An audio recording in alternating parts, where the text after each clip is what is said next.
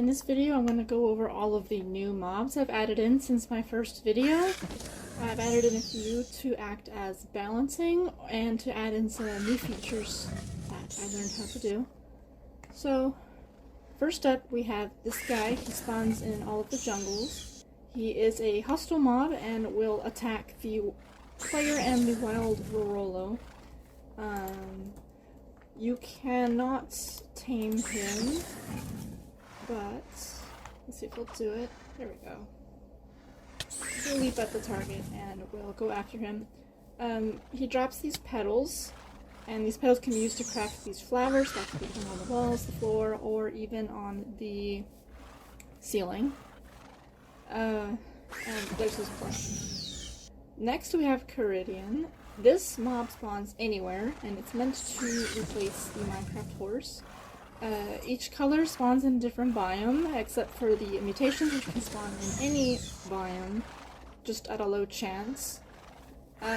They can be tamed with pumpkin pie, golden carrots, golden apples, or enchanted golden apples, and you can ride them tame or untamed. They just won't follow you if you don't tame them.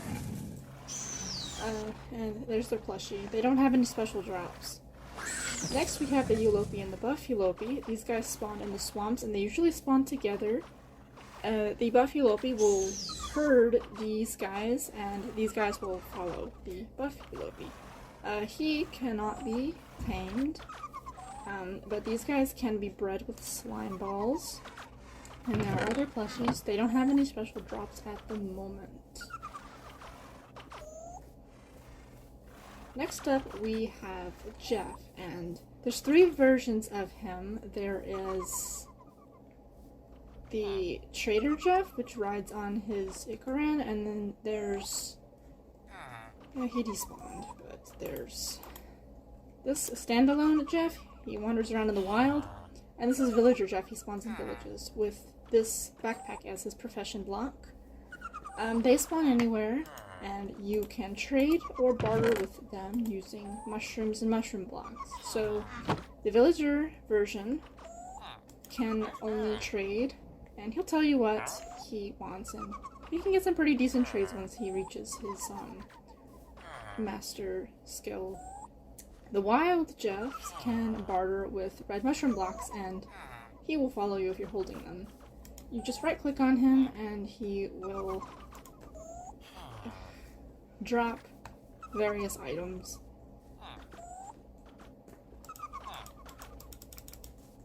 There we go. And he will also do this, but his trades are usually not as good as when Jeff is on Icaran. And another cool feature about this is if you want to tame an Icaran, the only way you can do it is if you attack the Wandering Trader Jeff. This Icaran here will be friendly and rideable. You can tame it with cooked chicken.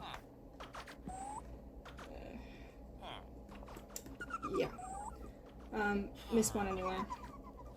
These are Munel. They spawn in the warm and lukewarm oceans. They are passive mobs that can be tamed with slime balls, but they do not breed. If you attack them, you'll get poison, but if you tame them and then right-click them, you will get regeneration. If they are untamed, you will not get regeneration. They're not as friendly as the enemy. There's a flush. Next is Demetira. This is the mod's cow replacement. It can be bred with wheat and milked with the buckets. They spawn in the flower forest and the sunflower plains, and they are passive, I think. I'm pretty sure I made them passive. And this is the plushie. Next up is the Verdant Warden, and I have him strapped like this because sometimes if he walks too close to fences, he can replace them with flowers. This mob is neutral, and when you're in survival, he will actually avoid the player. But if you're in creative, he won't. And he might seem like a much weaker boss compared to the other wardens, but he will still put up a fight, and I'll show you how with this guy who will attack everything. See, he breaks the fence sometimes, and it just happens. He will leave trails of flowers everywhere.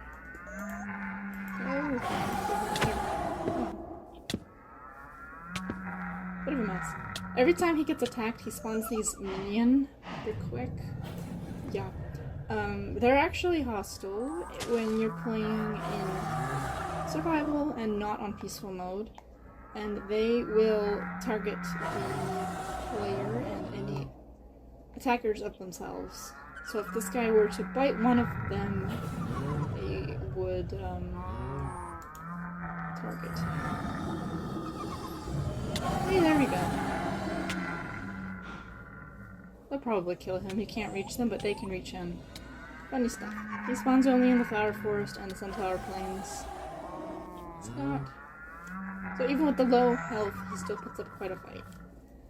And then this next part are the new warden relics. Now these relics all do something different and are made with the drops of different wardens. So to start, we have the Sands of Time. This one represents the Hellion Warden. It can be crafted using Hellion Warden skulls, golden ingots, and glass. And what this guy does is it insta-kills any mob. So if we see, he's dead. And he's gonna to demonstrate this better, I'll spawn in the Boreal Warden. Yeah, much more health. And he's dead. This only has a limited amount of uses. I think it has 5 uses, and then it breaks. So it's not a permanent thing, but I suppose if you run into some boss you don't want to fight, or if you run into a Porthos, that should come in handy. I should insta-kill it. Next, we have the Boreal Wardens. We have the Staff of Peace, and what this does is it turns any hostile mob into a friendly, tameable version of itself. Except for Hellion Warden, it doesn't affect the Hellion Warden. So, to demonstrate this, I'm going to spawn the new guy, and we're going to attack him, and in his place is the friendly version, who can now be ridden. And you can tame him with Rolo lamps. Even this guy, he can be tamed. I'll move away because he's very hostile. There we go. Yeah. Rotten Flesh tames this one. And if you can find his hitbox, you can be ridden. There we go. He's pretty slow, but you know, it's a powerful enough pet. And then lastly we have, oh, I didn't show the crafting recipe. Yeah, it's expensive, but you know, it's the only way to turn certain mobs into the tameable versions, because while you can obtain a friendly Icaran or Ataharkine from Jeff, you can get friendly Ataharkine from trade with Jeff, Wild Jeffs. The others you can't, like, he never spawns friendly. Who are the other houses? Coruscant, he doesn't spawn friendly either. Anyway, lastly we have the Staff of Life. This is the Angelic Warden's relic. It has, I think, 10 uses, and you right click it on Soul Sand, and then it will spawn a random mob. I'll add in more variants later, but for now it only spawns the pink sand Alatua, the End Serbi,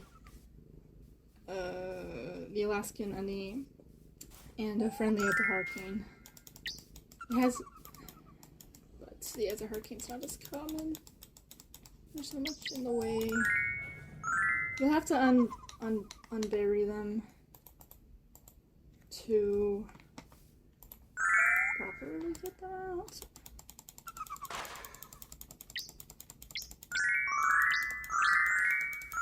Whatever, I know a hurricane can is just more rare. I've done it before, I just can't do it right now. Anyway. Oh, let me see if I can insta-kill him. I'm pretty sure you should be able to. He has less health than the Boreal. Yep, okay, good. When I first made this, I couldn't insta-kill Corvus, so that was a bit annoying. Anyway, that's the latest update of this mod. Yeah. It adds quite a few new things. I'm still working on more.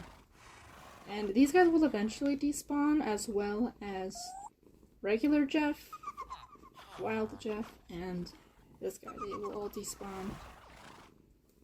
Yeah, so I hope this adds some more fun to your world. Some more collectibles with the warden staffs, and more possibilities to tame some hostile mobs. Yeah, thanks for watching. I hope you're enjoying the mod if you've been playing with it for a while. Got over 100 downloads, so that's pretty cool. Bye!